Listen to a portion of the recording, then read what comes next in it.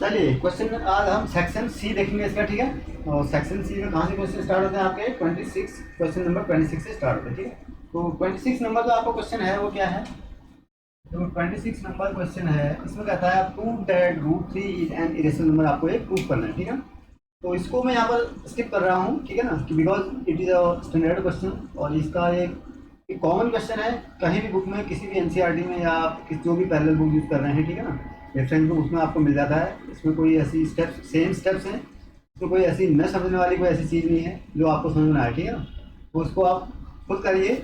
ऐसे बहुत से और भी कोई प्रूफ करने वाले जो रिजल्ट्स, जो स्टैंडर्ड रिजल्ट्स हैं, जैसे थ्योरम्स होती हैं, उनको मैं भी स्किप करूँगा ताकि वीडियो की लेंथ ज़्यादा ना हो और ये आपको कहीं भी इजीली मिल जाएगा, ठीक है ना। चलिए क्वेश्चन नंबर 27 में चलते हैं, ठीक है। क्वेश्चन नंबर 27 में क्या कहता है बेटा, find the zeros of the quadratic polynomial 4s square minus 4s plus 1 and verify the relationship between the zeros and the coefficients। तो आपको एक पॉलिनोमियल दिया हुआ है, क्या दिया हुआ है, 4s square minus 4s plus 1, ठीक है। That fs is equal to, आपको क्या दिया हुआ है, पॉलिनोमियल दिया हुआ है। इसके आपको सबसे पहले क्या करना है, first of all you have to find the zeros of this polynomial and then you have to verify the relationship between the zeros and the coefficients of s square के जो कोफिशिएंट के और जो जीरोस के बीच relationship होता है उसको आपको वेरीफाई भी करना है। चलिए सबसे पहले क्या करते हैं, इसको इसके जीरोस निकालते हैं। जीरोस क्या होते हैं, जीरोस का मतलब होता है कि सपोज एस में पॉलिनोमियल है तो that value of S for which this expression become zero. अगर मैं ऐसी एस की वैल्यू निकालूं जिनके लिए ये राइट हैंड साइड में ये क्या हो जाए, पूरा जीरो हो जाए, तो हम उसको कहते हैं, उस वैल्यू को कहते हैं zero of the this polynomial. अब यहाँ पर क्या है, इसको इसके लिए सबसे सिंपल तरीका क्या होता है, हमें इसको फैक्टराइज करने होता है। तो मैं कैसे लिख सकता हूँ इसको, देखो ट्वाइस एस का whole square minus twice into twice S into 1 plus 1 का स्क्वायर, ऐसे लिख दिया मैंने इसको, ठीक है। Now this is equal to what, 2s minus 1 का होल स्क्वायर। कौन सा फॉर्मूला लगाया बेटा हमने, a माइनस बी का whole square is equal to A square minus 2ab plus B square.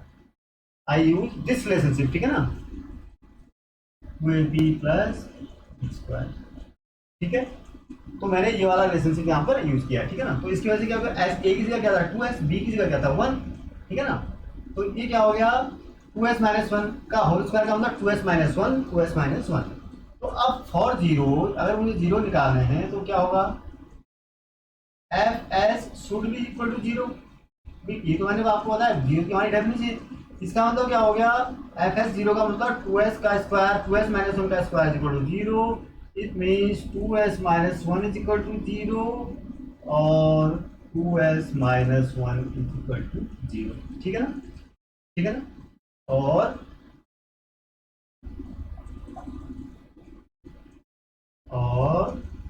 2s minus 1 is equal to zero, ठीक है। अब if this is the case, इसका मतलब क्या हो गया, s इज इक्वल टू 1/2 और s इज इक्वल टू 1/2। तो इसका मतलब क्या हो गया, जीरो कितना है इसके बेटा, 1/2 एंड 1/2। इसका मतलब ये these are the answer. First part का आंसर तो आपने निकाल दिया, ठीक है। तो 2 जीरोस सिमिलर जीरोस हैं इसके, repeating zeros 1/2 and 1/2, right. Now you have to verify the relationship between the coefficients and the zeros. कैसे, अब आप जानते हैं सम ऑफ जीरोस कैसे एक्चुअल में निकालो, sum of zeros is equal to कितना हो जाएगा बेटा, एक्चुअल में देखो कितना हो गया, एक 1/2 है, दूसरा 1/2 है, इसका सम 1 हो गया। और एक्चुअल, और वहां से आप देखो इस इक्वेशन से तो क्या हो जाएगा, क्या होता है, minus of coefficient of this s divided by coefficient of s square. Minus of coefficient of s क्या है बेटा, -4। ध्यान देना, ये क्या है, coefficient of s -4 divided by coefficient of s square 4। It is equal to 4/4 is equal to 1। तो यहाँ से भी 1 आया और यहाँ से भी 1 आया, इसका मतलब वेरीफाई हो गया, ठीक है। नाउ प्रोडक्ट, ऐसी प्रोडक्ट ऑफ जीरो निकालो, प्रोडक्ट ऑफ जीरोस कितना हो जाएगा बेटा, यहाँ से एक्चुअल में देखो 1/2, एक जीरो है, दूसरा जीरो 1/2 है, दोनों को प्रोडक्ट निकालोगे तो क्या हो जाएगा 1/4। और एक्चुअल, और वहां से देखो, यहाँ से देखो क्या होना चाहिए, 1 constant term divided by coefficient of s square होता है। तो कांस्टेंट टर्म कितना है 1, constant of s square 1, sorry 4, तो दिस इज अगेन 1/4। तो इसका मतलब क्या हो गया, तो रिलेशनशिप वाले से निकाला तो 1/4, एक्चुअल में निकाला 1/4, दोनों सेम है, हेंस वेरीफाइड।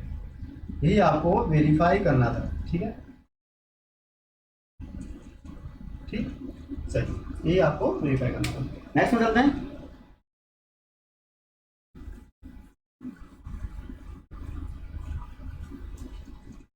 ट्वेंटी एट मान लो आप, ठीक है ना, या इसके अच्छा इसका एक और नहीं, इसका नहीं है, हाँ 28 है, और पार्ट नहीं बल्कि 28 नंबर क्वेश्चन देखते हैं, ठीक है ना। तो 28 में क्या है, क्या कहता है, the coach of cricket team buys 4 bats and 1 ball for rupees 2050, later she buys 3 bats and 2 balls for rupees 1600, find the cost of each ball and each bat and each ball, ठीक है। तो आप मान लेते हैं, let the cost of one bat be rupees X and that of one ball be rupees Y। देखो मैंने क्या मान लिया, आपको जो निकालना है वो क्या मान लिया मैंने, X एंड Y, यानी मुझे जो कॉस्ट ऑफ वन बैट निकालनी है मुझे, मैंने रुपीज X मान लिया, कॉस्ट ऑफ वन बॉल मैंने रुपीज Y मान लिया। अब मैं क्या करूंगा, इस कंडीशन, जो कंडीशंस हमको दी हैं, दो कंडीशन दी होंगी इसमें, ठीक है, उस कंडीशंस को अलजेब्रिक फॉर्म में कन्वर्ट करूंगा, इक्वेशन फॉर्म में कन्वर्ट करूंगा, ठीक है। कैसे देखो, फर्स्ट कंडीशन क्या है, देखो फर्स्ट कंडीशन को देखो क्या है, तो cricket coach of cricket team buy 4 bats and 1 ball, कितना बॉल बैट्स बेटा, 4 बैट्स, तो एक बैट की कॉस्ट कितनी है X, तो 4 बैट्स की कॉस्ट कितनी हो जाएगी बेटा 4X, प्लस 1 बॉल खरीदता है वो, तो 1 बॉल की कीमत तो Y होगी आपकी, ठीक है। तो टोटल कॉस्ट ये तो होगी 4 bats plus 1 ball is equal to this math, इसकी कॉस्ट टोटल कितनी है उसकी 2050 rupees. This is equation number 1। आपने फर्स्ट कंडीशन को कन्वर्ट कर दिया किसमें, in equation, in a linear equation in 2 variables, right. Now come to the second condition. तो सेकंड कंडीशन दिया है उसको भी आप क्या करेंगे, अलजेब्रिक इक्वेशन में कन्वर्ट कर देंगे। कैसे, क्या दिया है देखो, C by 3 bats and 2 balls, 3 bats, तो 1 बैट की कॉस्ट क्या है बेटा, 1 बैट की कॉस्ट है X, तो 3 बैट्स और 2 बॉल्स 2i, यानी 3 बैट खरीदते हैं और 2 बॉल खरीदते हैं, तो उसकी कॉस्ट आई है उसकी 1600, कितनी आई इसकी 1600। This is equation number 2। बस इक्वेशन आपके बन गए हैं, it's very easy to solve this equation, ठीक है ना। आप किसी भी मेथड से कर सकते हैं, सब्स्टिट्यूशन से कर सकते हैं, एलिमिनेशन से कर सकते हैं, ठीक है ना। तो आपको ये सिर्फ सॉल्व करना है। अब आपको सॉल्व करके क्या करेंगे, एक्स और वाई की वैल्यू निकालेंगे, तो वही आपको निकालनी है, 1 बैट और 1 बॉल की कॉस्ट निकल आएगा, ठीक है। तो सॉल्व करते हैं। अब सॉल्व करने के लिए क्या होगा, देखो सिंपलेस्ट तरीका क्या है इसका, दिख रहा है मेरे को क्या, इसमें y का कोफिशिएंट 1 है, इसकी y का कोफिशिएंट 2 है, तो अगर मैं इसको y से 2 से मल्टीप्लाई करता हूँ इक्वेशन को, तो 2 हो जाएगी कोफिशिएंट, दोनों को फिर सब्ट्रैक्ट कर दूंगा। तो देखो यहाँ पर मैं क्या कर रहा हूँ, मल्टीप्लाइंग, ठीक है, 1/2 एंड, यानी इक्वेशन 1 को मैं किससे मल्टीप्लाई कर रहा हूँ 2 से, and subtracting 2 from it, and subtracting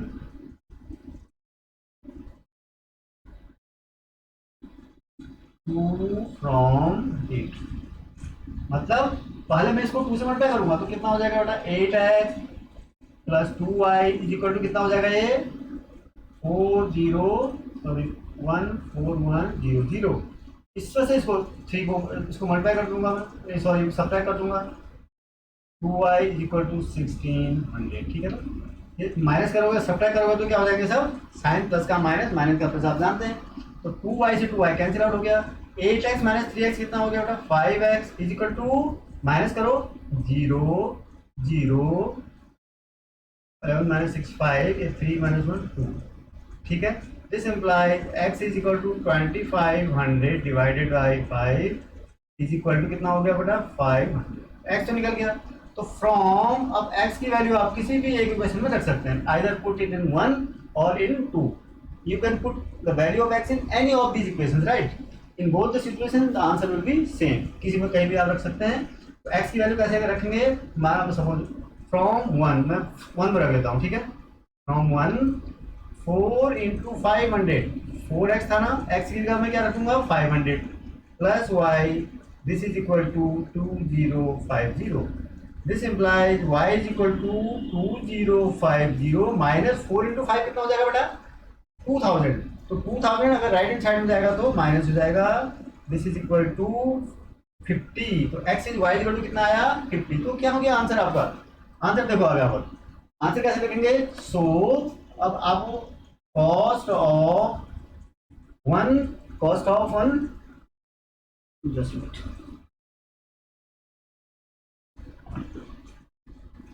so cost of one bat is equal to क्या था बेटा, कॉस्ट ऑफ वन बेड आपने क्या लिखा था रुपीज एक्स, तो कितना आया रुपीज 500, ठीक है, and cost of one ball कितना लिखा था आपने, वाई लिखा था, तो वाई की वैल्यू कितनी आई 50, तो ये हो गया rupees 50, this is your final answer, ठीक है ना। इस तरीके से आप इसको क्वेश्चन को सॉल्व करेंगे, ठीक है ना। चलिए नेक्स्ट में चलते हैं, ठीक है। तो इसी क्वेश्चन में 28 क्वेश्चन में और पार्ट है आपका, ठीक है, ऑप्शनल चॉइस दिया आपको, तो कम टू दिस पार्ट 28 का और पार्ट, ठीक है, 28 का और पार्ट में आ जाओ।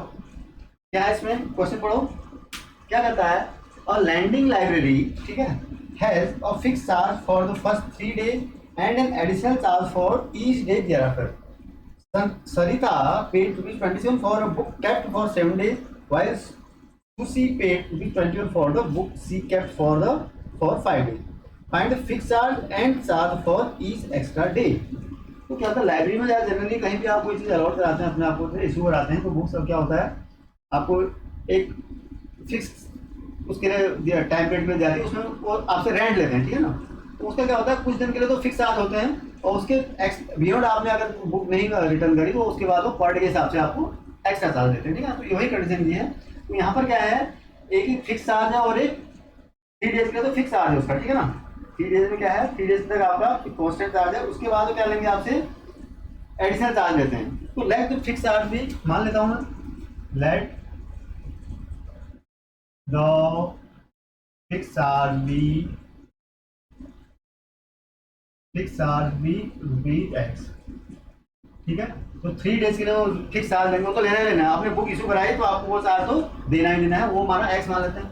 एंड लेट द, फिर कौन सा चार्ज होता है, कहता है वेरिएबल चार्ज है, additional charge, let the additional charge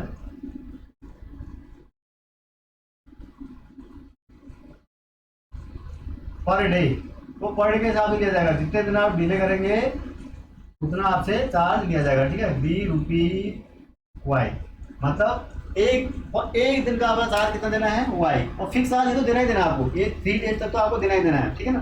3 days के जैसे ही आप बियॉन्ड जाएंगे तो आपको per day rupees X Y extra देना पड़ेगा, ये लाइब्रेरी की कंडीशन है, इन्हीं हमको निकालना है। अब हम क्या करेंगे, जो हमको कंडीशन दी है क्वेश्चन में उसको हम एल्जेब्रिक फॉर्म में कन्वर्ट करेंगे, ठीक है, 1 by 1 2 क्वेश्चन बनाएंगे और फिर सॉल्व करेंगे। कैसे, ये क्या कहता है, सरिता ने क्या किया, 27 for a book kept for 7 days। सरिता ने कितने 7 बुक के लिए ली बेटा, देखो उसने 7 days के लिए ली, कितने दिन के लिए ली 7 days के लिए, कितना पे किया उसने 7 days के लिए किया 27 7 days के लिए उसने कितना पे किया 27, ठीक है। तो उसने फर्स्ट, देखो यहाँ पर थोड़ा सा ट्विस्ट है, ठीक है ना, थोड़ा सा ध्यान देना, हमारा जो फर्स्ट 3 days के लिए तो उसका फिक्स है, पर उसने एक्चुअली अपने पास बुक कितने डेज के लिए रखी 7 days के लिए, राइट, 7 days के लिए रखी, तो फर्स्ट 3 days के लिए तो उसका चार्ज फिक्स है एक्स, वो तो देना ही देना है उसको। उसके बाद उसके कितने डेज और बच गए, 4 days के लिए उसने और रखी है, तो 4 days के लिए उसे एडिशनल चार्ज देना पड़ेगा, 4 days के लिए क्या देना पड़ेगा उसे एडिशनल, एक्स तो देना ही है ना, प्लस कितना देना है 4 days के लिए एडिशनल चार्ज, और पर एक दिन का एडिशनल चार्ज कितना है वाई, एक्स तो देना ही है उसे, उसने 7 days के लिए रखी है ना, तो 3 days तो ये हो गया, प्लस 4 days उसने एक्स्ट्रा रखी, तो 4 days का एडिशनल चार्ज दे दिया, इसके उसने पे किया वो 27 किया, राइट, इक्वेशन 1 बन गई। इसी तरीके से आप सेकंड कंडीशन देखो, उसको भी हम एल्जेब्रिक फॉर्म में कन्वर्ट करेंगे। कैसे देखो, एक दूसरी गर्ल है सुशी, उसने क्या किया 21 रुपीज पे किए for she keeping the book for 5 days, तो उसने क्या करा 5 days के लिए बुक ली और 21 रुपीज पे किया, कितने नंबर ऑफ डेज के लिए 5, तो फर्स्ट ऑफ 3 days के लिए उसने भी फिक्स ऐसे ही दिया होगा, वो तो फिक्स है सबके लिए, 3 days के लिए तो सबको देना ही देना है। देयर आफ्टर इसने 2 days के लिए एक्स्ट्रा रखी अपने पास, इज इक्वल टू कितना हो गया बेटा 21, इक्वेशन नंबर, ठीक है। तो these are the two equations which you have formed.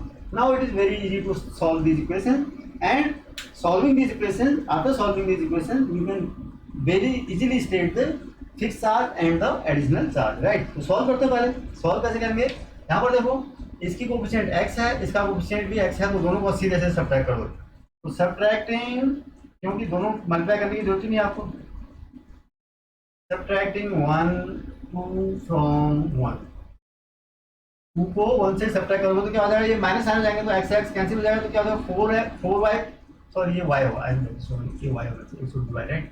तो 4y माइनस 2y क्या हो जाएगा बेटा, 2y is equal to 27 minus 1 कितना हो गया, 6। तो this imply y is equal to 3। तो y इज इक्वल टू 3, तो y की value put in any of this equation, इसमें रखो या इसमें रखो, ठीक है, कोई फर्क नहीं पड़ेगा। तो substituting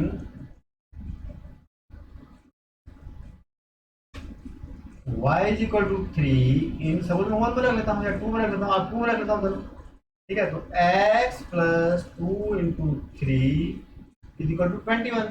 this implies x is equal to 21 minus 6 is equal to 15, ठीक है। तो कितना आया आपका 15 और 3, x की वैल्यू 15 आई, तो क्या हो गया, तो सो अब हमने x क्या था, फिक्स चार्जेस, जो फिक्स चार्जेस थे वही तो आपको निकालना था। Fix charges are ₹15 and additional charge and additional charge per day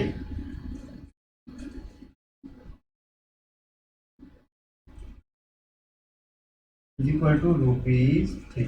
this is your final answer, ठीक है ना।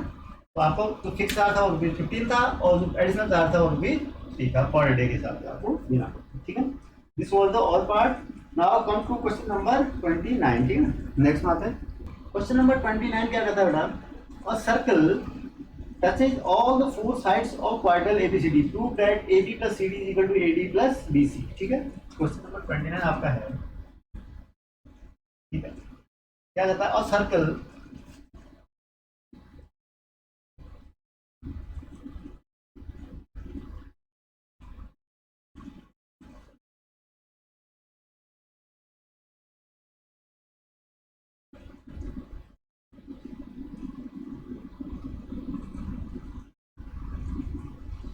मान लगा ए बी सी डी, ठीक है, ऐसा कुछ है। और ये suppose P Q R S, ठीक है, एक सर्कल है, इसको टच कर रहा है, touching all the 4 sides of a quadrilateral A B C D को, ए बी सी डी को एक क्वाड्रेंटल है, उसको सारे साइड्स को टच कर रहा है, कहाँ पर, पी क्यू आर एस पर टच कर रहा है, ठीक है, ये given. Now you have to find, you have to prove A B plus C D is equal to A B plus CD is equal to AB plus CD is equal to BC plus AD plus BC is equal to AD plus BC। ये आपको क्या करना है, proof करना है, ठीक है। तो कैसे प्रूफ करेंगे, देखो इसमें एक ही कॉन्सेप्ट, एक ही थ्योरम आपकी यूज होनी है, वो कौन सी, कि if we draw 2 tangents from an exterior point to a circle, then the length of tangents are equal, ठीक है।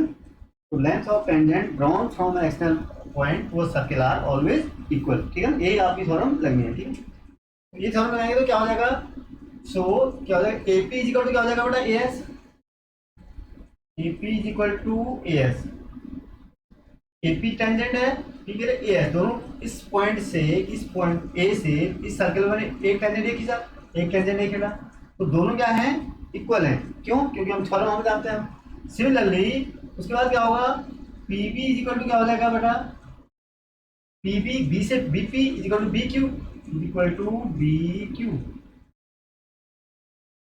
समझ रहे हो बात को, A P is equal to S and PB is equal to या BP is equal to B Q, ठीक है ना।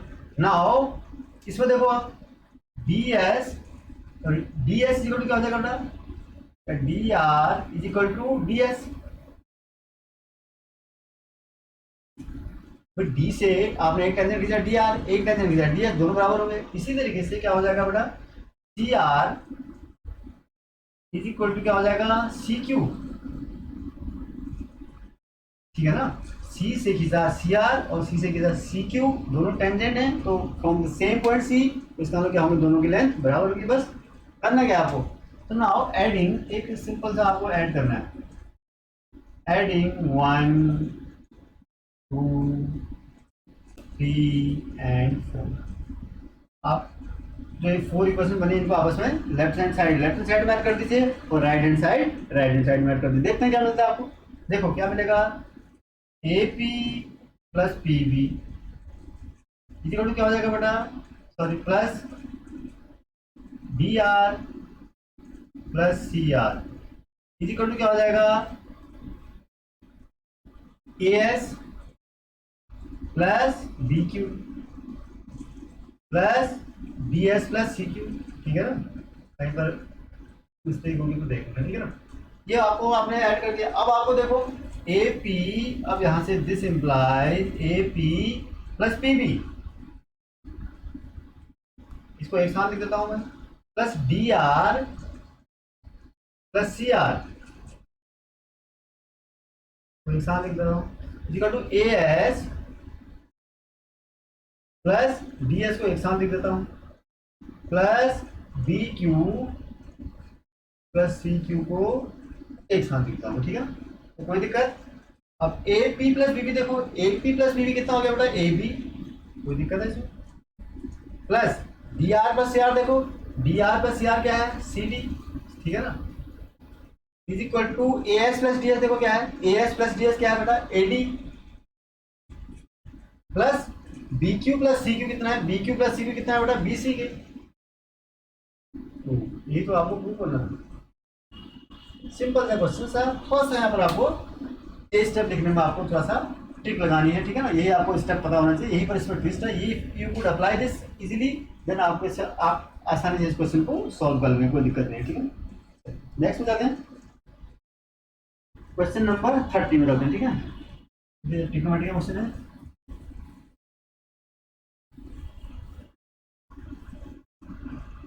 क्वेश्चन नंबर 30 में आते हैं,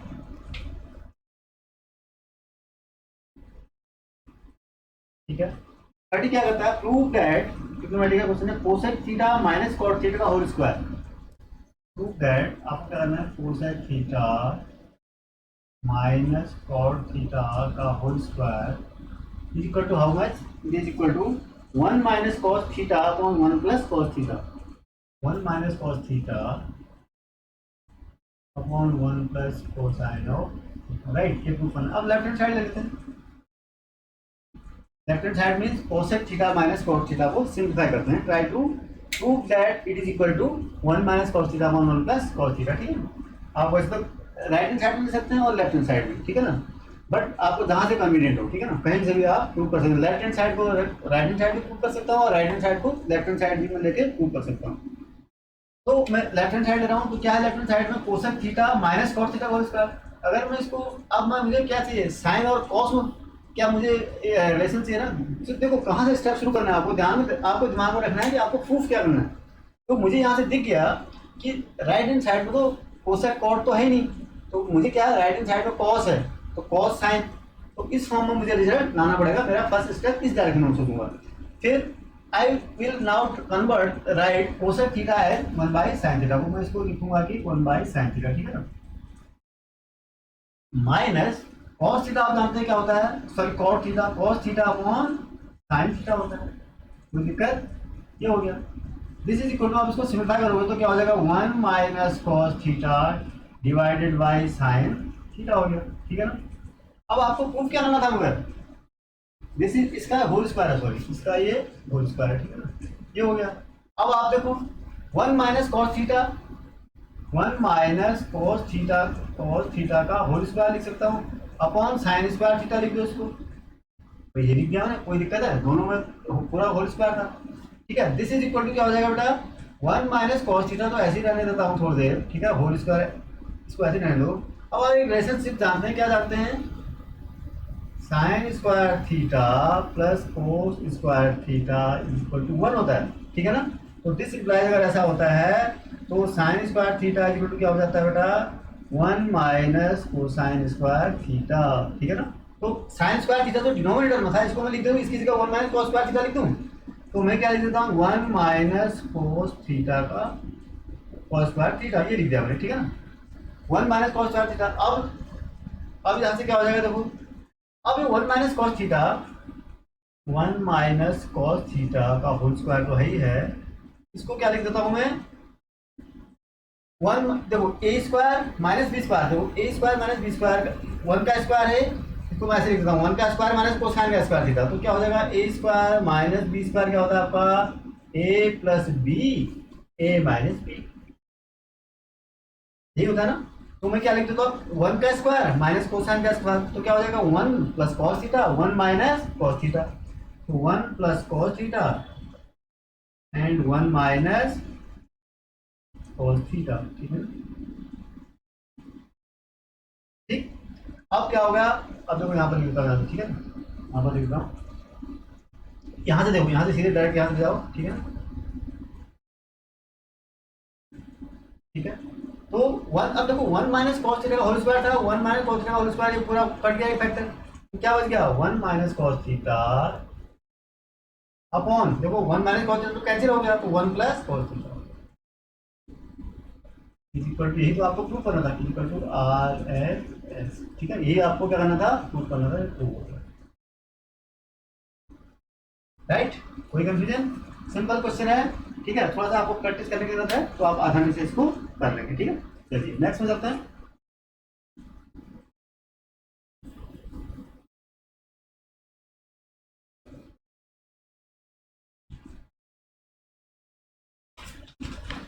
अब इसका और पार्ट है इसमें, ठीक है, और पार्ट में क्या है देखो, और पार्ट में कहता है prove that sec a 1 minus sine A, sec a क्या है, sec a 1 minus sine A, 1 sec a plus tan A, sec a plus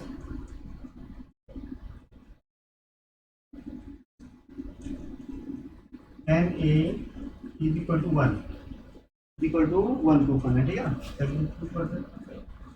तो देखो sec a 1 minus sine A, sec a 1 minus sine A, sec a plus tan A is equal to 1 proof आपको करना है, ठीक है। तो इसमें left hand side लेते हैं, क्या होगा, लेफ्ट हैंड साइड लेके हम क्या है 1 प्रूफ कर देते हैं, तो क्या हो जाएगा, देखो sec a, अब यहाँ पर कोशिश करो, देखो sec को cos में, साइन को cos, साइन cos में जनरली कन्वर्ट करने की आप कोशिश करो, ताकि आपके पास फैक्टर्स आप उसमें कैंसिल आउट होंगे, ठीक है ना। तो देखो मैं क्या होता है sec a को क्या लिख देता हूँ 1 बाई कोसाइन ए, लिख दो, लिख सकता हूँ ना, sec a को 1 बाई cos ए लिख दिया, इंटू 1 माइनस साइन ए को तो वही है, इसको रहने देता हूँ ऐसे, इंटू क्या है फिर sec a plus tan A, sec a को क्या लिख दो 1 बाई कोसाइन ए, sec को क्या लिख दिया 1 by cosine A, plus plus tan A को क्या लिख दो बेटा sine A upon cos A, कोई दिक्कत, sine A upon cos A लिख दिया, ठीक है, यहाँ से तो ठीक है। अब आ जाओ आप, देखो यहाँ क्या हुआ, ये क्या हो गया 1 minus sine A divided by cos A, यानी 1 माइनस साइन ए डिवाइड, इसको तो ऐसे करने दिया हमने, इसको देखो मैं कैसे सिंप्लीफाई करता हूँ, ये पूरा ब्रैकेट है बंदा में, ठीक है ना। तो इसको मैं कैसे लिखूंगा, कॉस इसका डिनोमिनेटर हो जाएगा, तो 1 क्या हो जाएगा 1 plus sine A divided by cos A, इसका क्या होगा, ये क्या है इसका एलसीएम है, ठीक है ना। अब ये क्या हो जाएगा देखो 1 माइनस साइन ए 1 प्लस, ये क्या हो गया 1 minus sine A 1 plus sine ए, भाई न्यूमरेटर को आपने मल्टीप्लाई किया, न्यूमरेटर को न्यूमरेटर से मल्टीप्लाई किया, ठीक है, डिवाइडेड बाय कॉस ए को कॉस ए, तो क्या हो जाएगा कॉस स्क्वायर ए, ठीक है, राइट, यहाँ तक ठीक हो गया। अब आप क्या करोगे, अगेन यूज द फॉर्मूला, अब आप जानते हो क्या, sine square A plus cosine square A is equal to 1 होता है, ठीक होता है ना। तो दिस इम्प्लाइज क्या होता है, आप कोसाइन स्क्वायर ए को क्या लिख सकते हो 1 माइनस साइन स्क्वायर ए, ठीक है, ये लिखते हो आप।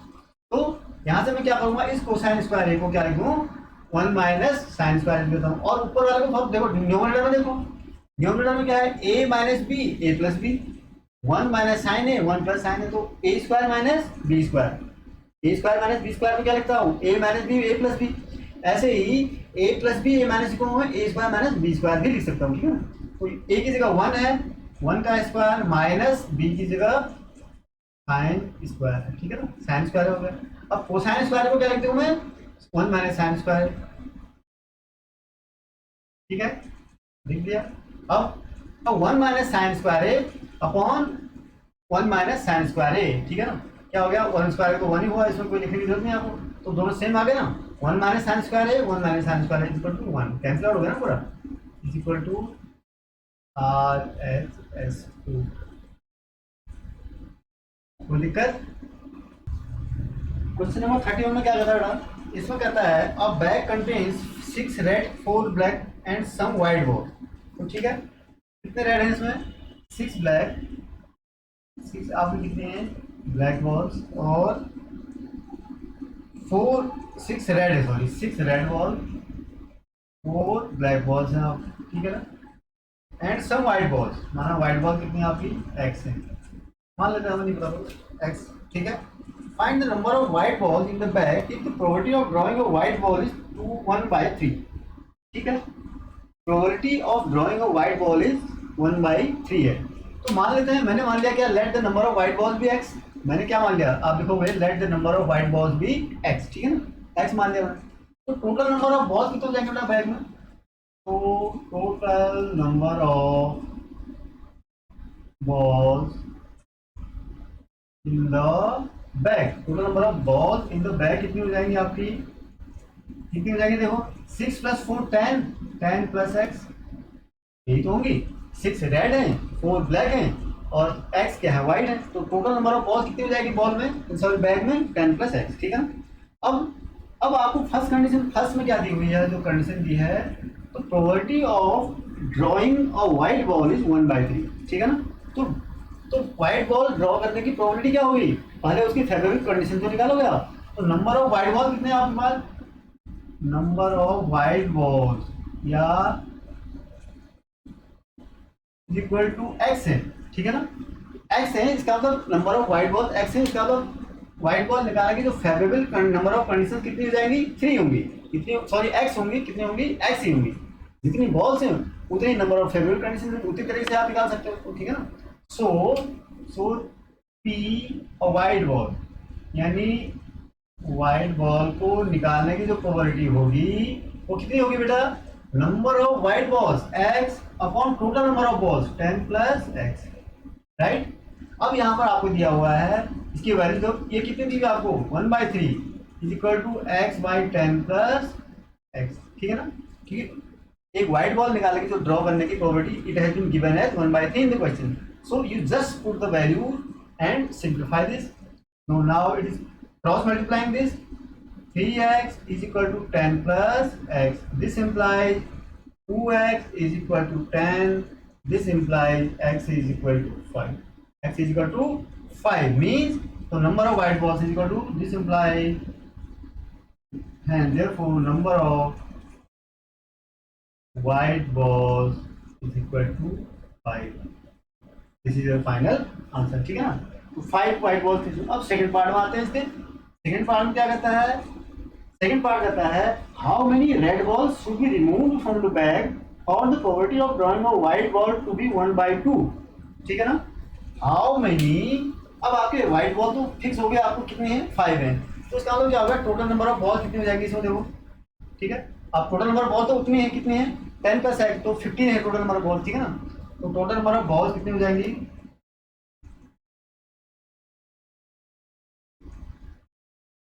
कितने हो जाएंगे बेटा 15, क्यों 10 + x, x की जगह 5 कर दिया, 15 आ गई। ये तो अभी कंडीशन है आपकी, ठीक है। अब आपको आगे जो कंडीशन में लगानी है कि ये कुछ रेड बॉल्स को रिमूव करना चाह रहा है, क्यों रिमूव कर रहा है, जिससे कि क्या होगा, रेड बॉल अगर रिमूव कर देंगे तो क्या होगा, दूसरे ball number of ball white balls की प्रोबेबिलिटी क्या हो जाएगी, नंबर ज्यादा हो जाएंगे, तो होगा क्या कि ड्रॉ करने की प्रोबेबिलिटी ज्यादा हो जाएगी उसकी। तो ये कहता है कि कितनी बॉल रिमूव करें तो उसकी प्रोबेबिलिटी व्हाइट बॉल की ड्रॉ करने की प्रोबेबिलिटी 1/2 हो जाए।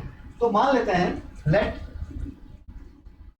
x red ball, sorry y लिख रहा हूँ, let y red ball be remove, माना हम मान लेते हैं कि वाई बॉल्स उसमें से निकाल दें आप, तो नंबर ऑफ रेड बॉल कितनी हो जाएंगी बेटा?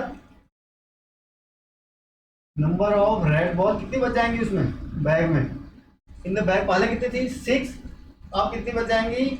वाई आपने माइनस कर दी तो 6 माइनस वाई बच जाएंगी, ठीक है। और वाइट बॉल तो उतनी है, वाइट बॉल कितनी है? वो 5 ही है, लेकिन टोटल नंबर ऑफ बॉल तो घट जाएंगे ना, आपने वाई रिमूव कर दी तो टोटल, और टोटल नंबर ऑफ बॉल कितनी आएंगी देखो, total number of, so total number of balls अब कितनी हो जाएगी? टोटल नंबर ऑफ बॉल्स पहले कितनी थी 15, आपने रिमूव कितनी करी वाई, तो 15 माइनस वाई बच जाएंगी, ये तो बच जाएंगी। तो टोटल नंबर ऑफ बॉल आपके पास 15 बॉल थी, वाई आपने रिमूव कर दी, 15 माइनस वाई बच गई। अब वाई भी कैसे रिमूव करी आपने? सिर्फ रेड बॉल रिमूव करी, तो 6 माइनस और नंबर ऑफ रेड बॉल कितनी बच जाएंगी? इतनी, ठीक है। अब आपको क्या करना है? अब आपको ये पता करना है कि टोटल ड्रॉइंग में वाइट बॉल भी 1/2, ठीक है ना। अब आपको देखो यहाँ पर क्या है, पी और वाइट बॉल, अब आप पी और वाइट बॉल क्या हो जाएगा?